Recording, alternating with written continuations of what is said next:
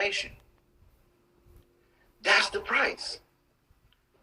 So what happens is that we start to look and try to find the value. Understand, you don't know what you don't know. When people say you ain't shit because your daddy ain't shit, it wasn't a joke.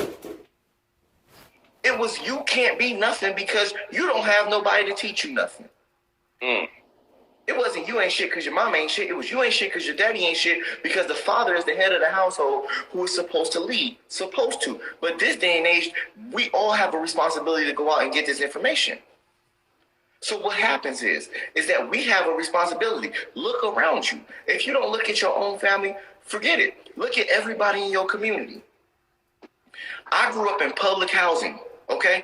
I grew up in public housing. My grandmother lived in public housing. My grandmother died in public housing in the projects.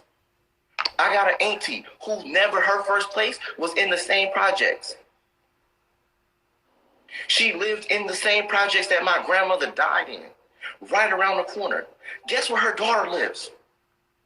In those same projects.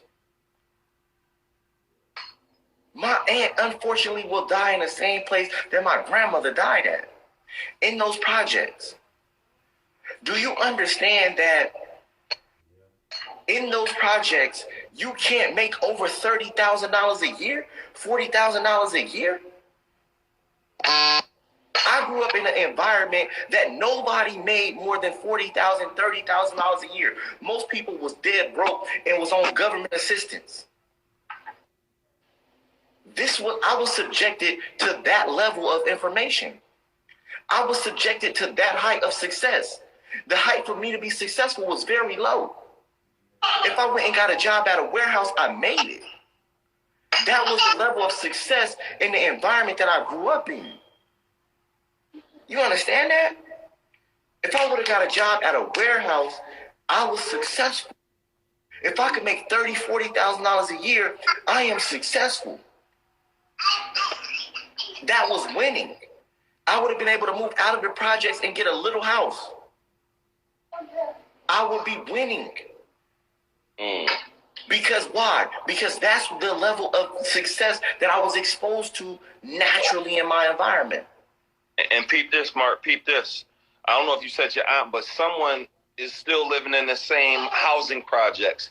Most times their mom like, yo, you don't want to make no more because you won't be able to get this free money to be able to stay in the house. So generations after generations, you know what Section 8 is, nothing wrong with Section 8, but you can pass down your voucher to your children. It happens in the hood every day. Yo, you could just stay in the same house. Bro, you imagine, bro, like dead in jail right now, though, Marcus. By default, you should be dead or in jail based on statistics and your upbringing. Bro, listen to me. And then people use coping mechanisms. They wonder why life is tough, right? Life is so tough in these environments, and people use coping mechanisms like drugs. That's where drug abuse come into it at. Where people want to hang out and drink and smoke to numb the pain because they ain't got shit. They ain't got no way out. So drugs then come in to start consuming. I know too many people that I grew up with that do coke, they do heroin, they do crystal. I'm 30 years old. And I know I got friends that I grew up with and went to school with, they ain't got no teeth.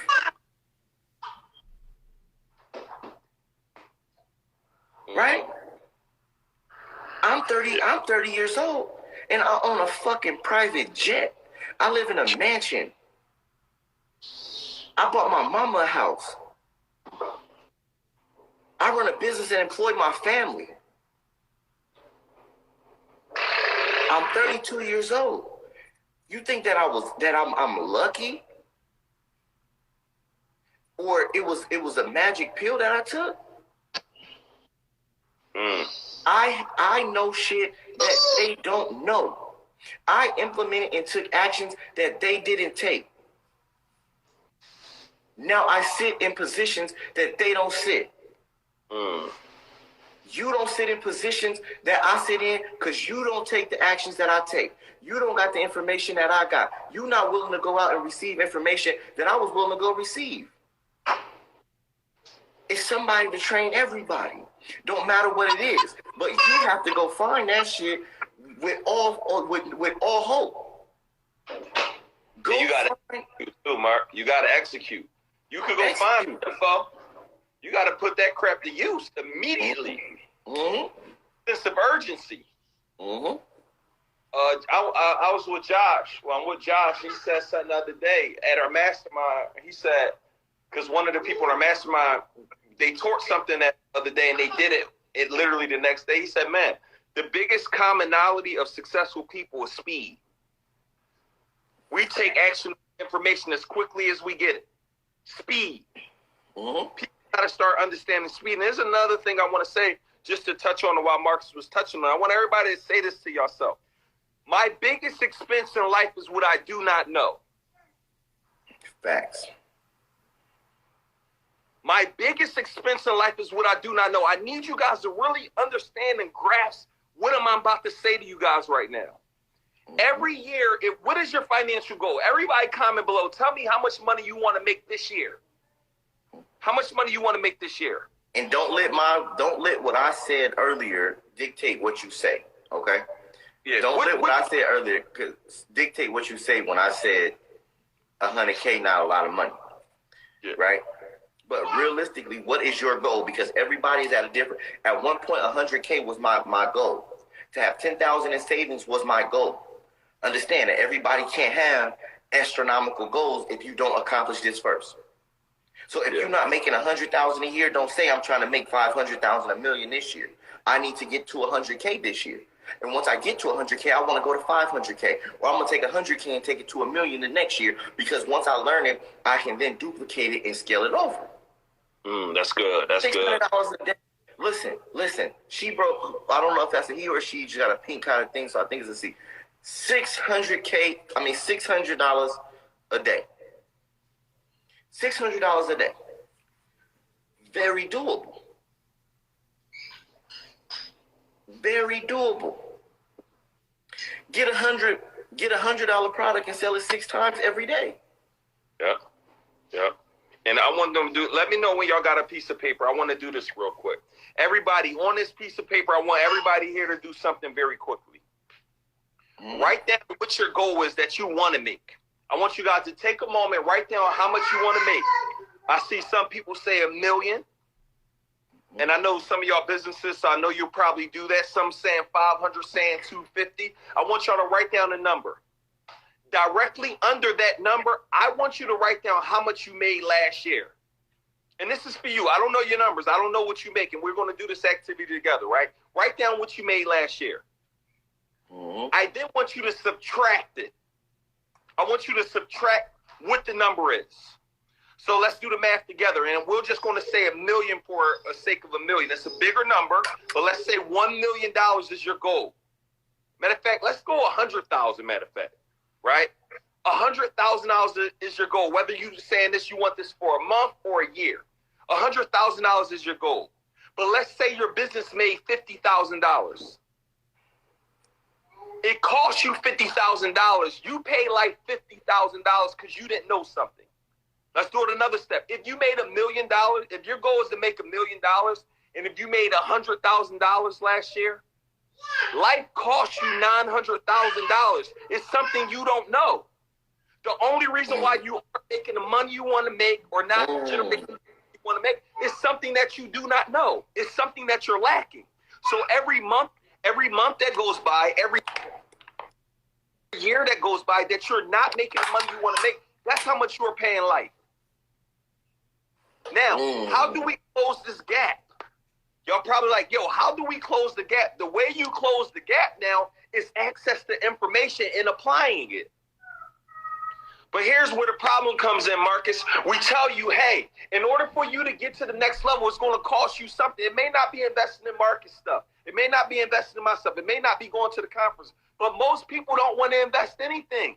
You are looking to make money from something. You're looking to get a return. What this ROI stands for? It stands for return on investment. People are looking to get a return on something that they're not even willing to invest in. So if you're not making 100,000, if you're not making that million, it's something you're lacking, and it's information. So when we tell you to invest and come to our conference, Y'all, it won't make a difference if we do the conference or not for us personally. But we're doing this for the people because we know this will change your life and it will get you one step closer to that goal. Information. Marcus got people who is taking their credit. I swear to God, before I heard of him, before this became my brother, I didn't know you can make money with your credit. Like, that was you don't got to use it to make. These people are leaving their jobs. They're not going back to work because now they know how to leverage credit, something that Google isn't teaching you how to do. I got people making 50 grand, 250 grand a month off of information that we was able to teach them. Let me ask y'all, would you pay $400 to be in a room to learn that? Would you pay $1,000 to be in a room? Would you pay $2,000 to get at the table with multimillionaires? Get access to info? And again, y'all, let me be clear. I'm not here to sell y'all anything. Like, if you come to the conference, I would love you to, but I'm telling you, it may not be Marcus. I may not be for you. Circle CEOs may, but I need you to do something today. Marcus used to say, go kill something. I need you to go out here and go do something today, dog. It's on you. Marcus give credit. I give game. If you notice these keys that acquire wealth and you don't do it, that's on you. If your next generation is messed up, that's on you. We got to take ownership. If me and Marcus kids grow up messed up and our family messed up, me and Marcus taking ownership for that, that's on us. I need y'all to get educated, y'all. But more importantly, educated, I need you to start executing. That's what me and Marcus do. We just execute. Yep. You got to understand, it took me 5 minutes to decide I was buying a jet. Literally. Trust me. Literally. It took me 5 minutes to know if I was going to write a check for millions. I made that decision within 5 minutes. Why? Because life don't sleep. And slow feet don't eat. Facts. Hey Marcus, we sold out our Circle CEO tickets. I didn't tell you guys, but we sold them out probably in 3 days. We just kept it open for a day or two. Like, why? People understand value. They didn't want to play around because you may miss out. Marcus didn't play because he know what getting that jet is going to do for himself, and the jet is making no money as we speak today. Like, success loves speed. Yo. Yeah, that's the part that just help us take it to the next level, right? And when you get to that point, you know what you want to do. When you understand what you want to do, you go for it. But it takes confidence, right? And it takes confidence. And let me explain something. Everybody, if you haven't tasted success, if you haven't tasted seen what success feels like, you have to start taking it day by day. It ain't something that I can say, oh, you're going to go out, and it can't be money. It may not be money. You just need to start feeling like a lot of times, I remember being down, right? Y'all got to understand where I come from. Like, I lost best friends at almost every age of my life. High school friends was going to jail, and then I lost my best friend to death. I lost my best friend when I was a kid. He drowned, right? I took a lot of losses. So in my life, I didn't understand what a lot of victories felt like. But you got to understand that as I just kept going, I started seeing myself separate from the pack. I started doing things that helped me propel. I started seeing I was doing something that nobody else was doing. I started seeing that if I put one foot in front of the other, I can continuously move forward, right? If you take your one day at a time and say, I want to do something today, and you do it, then your day has now become successful. And when you go to sleep, you feel like, damn, this was success, right? Now you had a successful day. Then you look back and you had a successful week. You might have had 1 or 2 L's, but you won majority of your week. Now you had a successful week, right? Now what happens is that you start to see what it takes to be successful, and you start to realize and build that inner confidence up that if you put your mind to something and you do it and you stick to it, that you actually know what success feels like. You start to see that it's possible for you to accomplish things. See, if you save $100 a day and you put it up, at the end of the week, you save $700. And you look back and go, damn, I really was able to save it. I just wanted to cut back on this, that, and the third, and I did it. What it does is subconsciously, it starts programming your inner success. It starts giving you the mentality that I can be successful. I can do things that I set out to do. When you start to do things that you set out to do, that battle might be small, but it's huge for the overall spectrum, because it's not what you finish, it's what you start. When you start doing things and putting actions in place that help you become successful, day after day, you get bigger. You look back 2 years from now and you say, damn, I'm a lot more successful than everybody else around me who hasn't taken steps. You look back and you say, damn, I'm starting to make more money. Damn, everything that I say I can do turns to gold. Why? It's because you have the inner confidence and belief in yourself. But when it comes to mindset, it's sometimes you got to trick yourself and just start believing. Because if you never had super success, you never accomplished nothing that you felt like was a major accomplishment, you don't got no momentum to take off. So you have to start building your own momentum. Understand, momentum is everything. So when it comes to mindset, sometimes, how do I get my mindset? Everybody say mindset. Here, I'm giving it to you. Trick your mindset into understanding that you can be successful. Trick your mindset and understanding that you have what it takes. And now people start to congratulate you on what you did. Right? They start to congratulate you. People say, man, I see you working. And you like, yeah. And then you start to feel good being separated from the rest.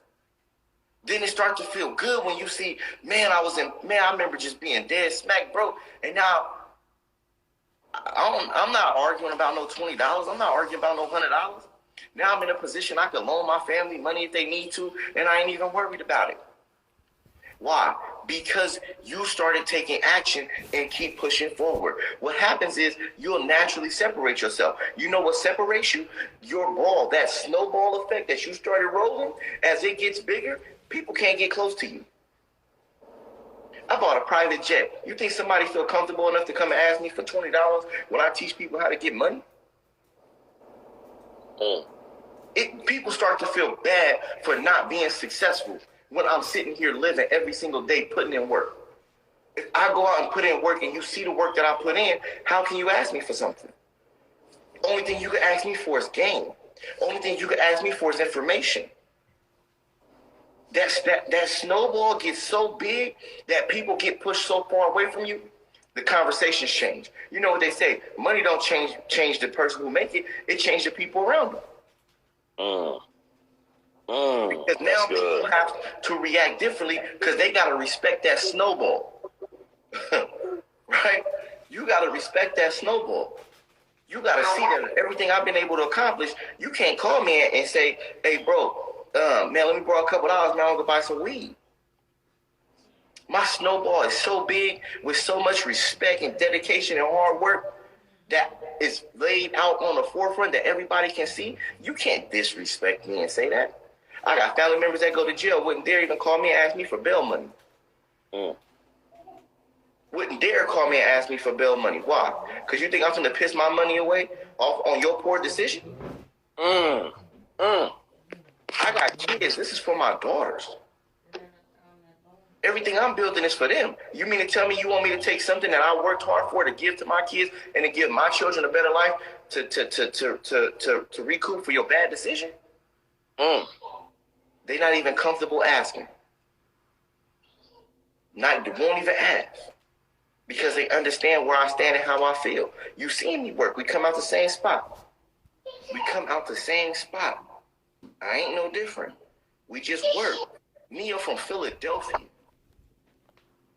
I don't know if y'all see Philadelphia. I see Neo, right? Ocean, what's up, niece? Hey, say hey. Say hi, Ocean. Say what's up, Mark? Yo, Uncle Mark still got you the best gift ever. Uncle Mark bought you doing the stroller. That is the best gift ever. Sorry, y'all, for that commercial break. Nah, right? Big Ocean. But look, right? You got to understand. Neo did a video, and we never even talked about this. Neo did a video when he bought his Rolls Royce Wraith. We were so ecstatic about the Wraith, but Neo went back to where he came from, the block he grew up on, and pulled his Wraith off. It was the fucking trenches. Literally. The gutter. Abandoned buildings and empty stores and empty lots and shit, right? And you see Ocean riding in a car playing Twinkle Twinkle Little Star under the starlights in a rave. Understand if he lived in the trenches, understand what he was born into in Philadelphia. That's a rough city. So understand the environments that he grew up in. Understand the housing that he was raised in. Understand the housing that I was raised in. It's not like, oh man, people come from peachy cream situations. Shit be rough. But we don't gotta stay there. Facts. We don't have to stay there. We have the opportunity to change. And the only reason Neo made it out is because information. Neo got mentors far before I did. Neo's mentors, I borrowed Neo's mentors. He got to share some of his mentors, right? And it's crazy because Neo ain't have a father. Different men had to play father figures in his life. The same with me. But now we at a position where fathers are starting to be in the homes. And as fathers are being free and we're starting to be in the homes, now we have to understand that not only is our responsibility to be in the damn house, right? Because a lot of people think you get a clap on the back for being in the damn house. No, you have to lead the path. You got to go blaze a pathway for everybody behind you to be able to follow. That's what's going to help you take it to the next level. That's what helps us get to the next level. We think that, man, I'm a dad, man, at least I'm here for my dad wasn't even here. I know people like that. They can't come around us. I don't hang with people that don't take care of their kids, right? But we now think that it's okay just for the father to be in the home. It's not just about the father being in the home. Now the father has to protect, the father has to lead, the father has to provide, and he most importantly has to educate. As a father, I have to educate. I have to go out and seek education so then I can pass it down to my children. That's the key. And if you don't have education, if you don't go get information, what do you do? What do you do for yourself? What do you do for everybody around you? Are you an asset to your community? Are you an asset to your family? Or are you a liability? Ask yourself that. Wow. Did you have to go borrow $100 from your grandma? Did you steal out your mama's purse? Right? Is you sleeping on somebody's couch? Are you an asset or a liability? If you are sleeping on their couch, can you wake up and add some kind of value to their fucking life for letting you sleep on their couch while you get your shit together? Are you adding some kind of value to yourself so they say, damn it, I'm thankful for letting you sleep on my couch? When I fell on hard times, I had to sleep in my sister's basement. When I slept in my sister's basement, do you understand how thankful and how proud she is of me? To see me actually take and don't sit in sorrow and sit down like a fucking bump on the log. I went to work. I made myself a value to her, right? I made myself a value to her. I did everything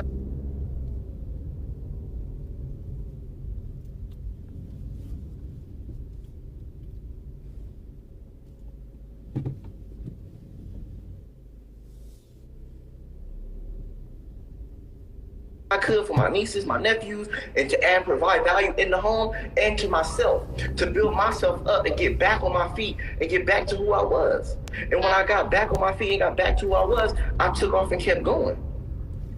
To where now my sister look at me and cry of how proud she is of me because I've always been her little brother, but to see me fulfill my destiny of who I was supposed to be, it changes the game. So whenever you got somebody right now who's helping you, are you doing the work to make them proud? Are you doing the work to pay them back? Are you doing the work to give them something to say, man, at least it wasn't in vain? Most people let it go in vain. Y'all take value and help in vain and make it like, oh, well, they owe it to me. I'm going to wake up and go smoke weed. I ain't going to do nothing. It ain't about that.